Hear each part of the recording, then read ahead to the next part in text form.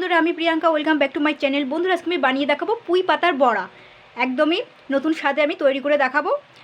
আর এই রেসিপিটা কিন্তু গরম ভাতে হলে আর কিছুই লাগবে না। তো চলুন দেখে নিয়ে যাবে আমি কীভাবে বানাচ্ছি। তো সবার প্রথমে আমি এখানে কিন্তু কচি কচি পুঁই পাতা নিয়ে নিয়েছি। আর বসার সময় কিন্তু শাক পাতা একটু দেখে নেবেন, শাক পাতায় একটুখানি নোংরাটা হয়, মানে নোংরা বা যাই হোক কিছু বেশি হয়ে থাকে, বেশি পরিমাণে নোংরা থাকে। তো বসার সময় শাক পাতা হলে মানে একটু যদি খাওয়ার ইচ্ছে হয় তখন একটু ভালো করে ধুয়ে আর পরিষ্কার করে তারপর তৈরি করে রেঁধে খাবেন। তো এখানে আমি কিন্তু ভালো করে ধুয়ে নিয়েছি, শাক পাতাগুলো দেখেও নিয়েছি এর মধ্যে গায়ে কোনো রকম পোকা বা কোনো রকম কিছু আছে কি না। তো ধুয়ে নেওয়ার পর আমি কিন্তু এবার এগুলোকে জাস্ট এরকম ছোটো ছোটো করে টুকরো করে কেটে নেবো কিন্তু। হ্যাঁ, ছোটো ছোটো করে টুকরো করে কেটে দিতে হবে। পেঁয়াজ যেরকম কুচাই তো সেরকম করে আমি কিন্তু কুচিয়ে নেবো। তো দেখুন আমি কিন্তু সুন্দর করে এরকম কুচিয়ে নিয়েছি। একটু বড় বড় থাকলেও অসুবিধা নেই।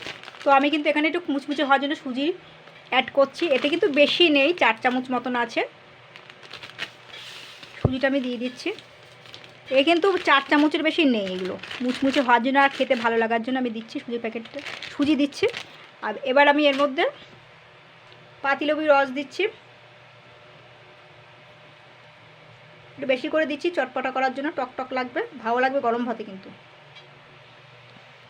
এর মধ্যে কী বলুন তো, একটু হালকা লেবু লেবু ফ্লেভার আসবে, খেতে ভালো লাগবে।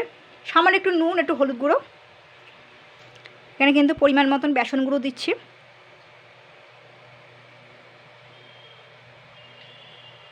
সবটাই লেগে গেল, ধরুন এতে 1 কাপই আছে। সামান্য একটু চিনি দিচ্ছি, আর দিচ্ছি এখানে একটু জল জিরা দিচ্ছি।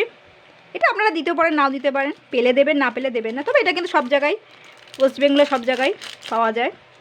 এটা দিয়ে দিচ্ছি। আর এখানে আমি কিন্তু কাঁচা লঙ্কা দিচ্ছি, 4খানা কাঁচা লঙ্কা কুচিয়ে দিচ্ছি। তো এবার আমি এগুলো কিন্তু সুন্দর করে মেখে নেব, সবগুলো উপকরণ একসঙ্গে। এটা কিন্তু বেশি বেসন গুঁড়ো কিন্তু দেওয়া যাবে না, বেশি বেসন গুঁড়ো দিলে কি বলুন তো, ভ্যাট ভ্যাতিয়ে গেলে মানে ভালো লাগবে না খেতে। হালকা বেসন গুঁড়ো দেওয়ার চেষ্টা করবেন।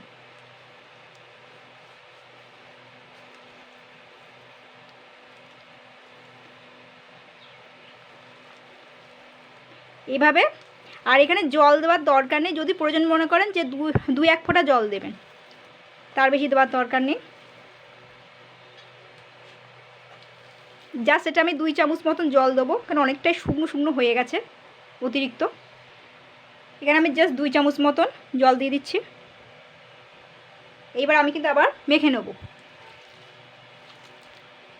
ব্যাস এরকমই থাকবে কিন্তু, হালকা এরকম বেসন লেগে থাকবে পুঁই শাকের বড়ার। ব্যাস এগুলো মাখা কমপ্লিট। এবার আমি কিন্তু এটাকে জাস্ট 5 মিনিটের জন্য একটু রেস্টে রাখবো।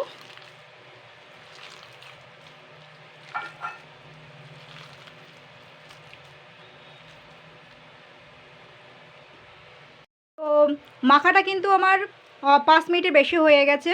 তো সুন্দর মিশে গেছে মশলাগুলো এর সঙ্গে। তো এবার আমি কিন্তু অল্প অল্প করে, দেখুন পুঁই পাতাটা যখন মাখবি এরকম থাকবে, কিন্তু ব্যাটারটা হালকা লেগে থাকবে, তবেই কিন্তু খেতে ভালো লাগবে। তেলটা কিন্তু মিডিয়াম গরম করে নেবে, বেশি পুড়ে গেলে আবার ভালো লাগবে না কিন্তু, মানে ওপরটা হয়তো ভাজা হবে, ভেতরটা ভাজা হবে না। অল্প অল্প করে দিয়ে দিতে হবে।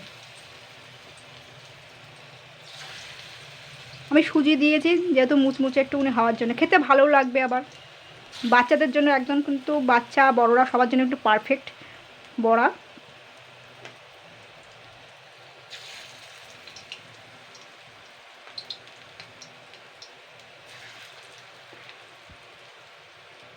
তো দেখুন আমার কিন্তু এগুলো ভাজা হয়ে গেছে, বড়াগুলো, পুঁই পাতার বড়াগুলো।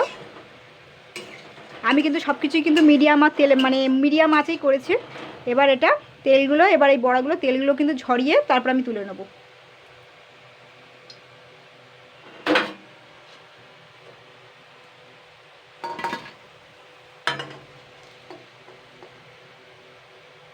বাদবাকিগুলোও কিন্তু আমি এইভাবে ভেজে নেব।